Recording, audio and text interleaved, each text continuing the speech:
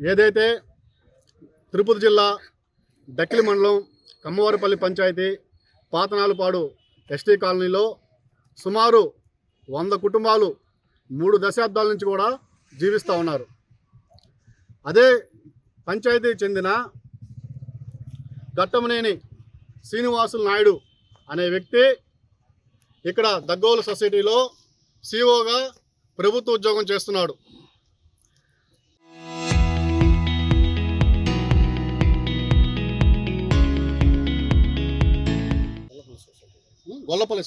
గొల్లపల్లి సొసైటీలో ప్రభుత్వ ఉద్యోగం చేస్తున్నాడు సిఓగా. అతను ఎంత ప్రబుద్ధుడు అంటే మా యొక్క ఎస్టీ కాలనీని కూడా ఆ యొక్క సొసైటీలో పెట్టి లోన్ తీసుకున్నాడు. ఎక్కడ కని విని ఎరగని చరిత్రలో ఎంతోమంది ఎన్నో విధాలుగా గిరిజనులు మోసం చేశారు. కానీ ఇతను కొత్త రకమైన మోసం ఎప్పుడూ చూడలా. కాలనీని కూడా తాకట్టు పెట్టేశాడు. కాలనీని కూడా తాకట్టు పెట్టేసి డబ్బులు తీసుకున్నాడు. డబ్బులు తీసుకుందే కాక అతను ఎవరైతే గిరిజనులు భూములు CGF ల్యాండ్స్ ప్రభుత్వం మీరు బ్రతకండి బ్రతుకు జీవనం కోసమని ఇచ్చిందో ఆ భూములు కూడా తాకట్టు పెట్టాడు. మా కాలనీ సర్వే నెంబరు 107లో 1 5 ఎకరాల 22 సెంట్లని అతను దగ్గోలు సొసైటీ బ్యాంక్లో మార్టిగేజ్ చేశాడు. అసలుకి అసైన్మెంట్ ల్యాండ్ మార్టిగేజ్ ఎలా అవుతుంది? సెటిల్మెంట్ ల్యాండ్ మాత్రమే మార్టిగేజ్ అవుతుంది. మరి సొసైటీలో అసైన్మెంట్ ల్యాండ్ని ఎలా మార్టిగేజ్ చేస్తారు ఈ బ్యాంక్ ఉద్యోగులు? ఇది తీవ్రమైన చర్య, పెద్ద రకమైన మోసం. ఎక్కడా కని విని ఎరగం. ఎంఆర్ఓలు ఎవరైతే ఉన్నారో, పాత ఎంఆర్ఓలు అయితే ఎవరైతే పనిచేశారో డక్కిల్లో, అతని పేరు మీద కాలనీని ఎలా మారుస్తారు? గతంలో రీసర్వే జరిగింది. రీసర్వే జరిగినప్పుడు కూడా అది ఎస్టీ కాలనీ అని చెప్పి తెలియదు ఆ సర్వేకి. 600 LP నెంబర్ ఇచ్చారు. దానికి LP నెంబర్ ఇచ్చిందే కాక కొత్తగా మళ్ళీ పాస్బుక్ ఇష్యూ చేశారు. ఒక కాలనీ ఎస్టీ కాలనీకి ప్రభుత్వ ఉద్యోగులు అందరూ కూడా కలిసి అతనికి సహకరించి అతని పేరు మీద మార్చి ఒక సొసైటీలో లోన్ తీసుకోవడం అనేది ఎంత దుర్మార్గమైన చర్య అనేది దీన్ని మేము యానా సంక్షేమ సంఘం తరఫున చాలా తీవ్రంగా ఖండిస్తూ ఉన్నాము. ఇంకోటి ఏంటంటే ఇది ఎక్కడో జరగల, మన స్థానిక ఎమ్మెల్యే గారి సొంత గ్రామం అది కమ్మవారిపల్లి. ఆయన సొంత గ్రామంలోనే మా గిరిజనులకి ఇంత అన్యాయం జరిగింది. మేము ఒకటే మన ఎమ్మెల్యే గారికి మేము ఒకటే తెలియజేస్తున్నాం మా సంక్షేమ సంఘం తరఫున. సార్ ఎమ్మెల్యే గారు, మీరు ఒక నాయన్ని మీరు రక్షించుకుంటారా, లేదా 100 మా గిరిజన కుటుంబాలకి న్యాయం చేస్తారనేది మీరే ఆలోచించుకోవాలా.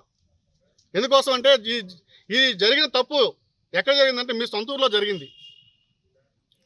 మీ సొంత ఊర్లో జరిగింది కాబట్టి మీ నియోజకవర్గంలో ఈ నియోజకవర్గానికి మీరు స్థానిక ఎమ్మెల్యేగా ఉన్నారు కాబట్టి దీన్ని మీరు పరిశీలించి మా గిరిజనులందరికీ కూడా న్యాయం చేసి అతన్ని ఉద్యోగం నుంచి తొలగించాలని చెప్పేసి మేము యానా సంక్షేమ సంఘం తరఫున మిమ్మల్ని కోరుతున్నాము. ఇక్కడ డక్కిలి PSలో ఈరోజు మేము కంప్లైంట్ ఇచ్చాము.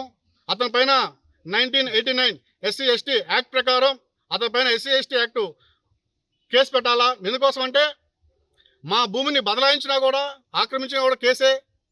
తద్వారా అతనిపైన SC/ST యాక్ట్ అనేది వర్తిస్తుంది. దానికోసం మేము డక్కిలి పోలీసు వారికి ఒకటే విజ్ఞప్తి చేస్తున్నాం, అతనిపైన SC/ST కేసు పెట్టండి. అతను ఉద్యోగానికి కూడా అనర్హుడు. ఎంతోమంది భూముల్ని అతను సొసైటీలో పనిచేస్తూ అందరి అధికారులని దగ్గర పెట్టుకొని గుప్పెట్లో పెట్టుకొని రెవెన్యూని కావచ్చు సొసైటీలో కావచ్చు అందరిని దగ్గర పెట్టుకొని ఇటువంటి పనులు చేస్తూ ఉన్నారు. దీన్ని మేము యానా సంక్షేమ సంఘం తరఫున దీన్ని తీవ్రంగా ఖండిస్తూ ఉన్నాము.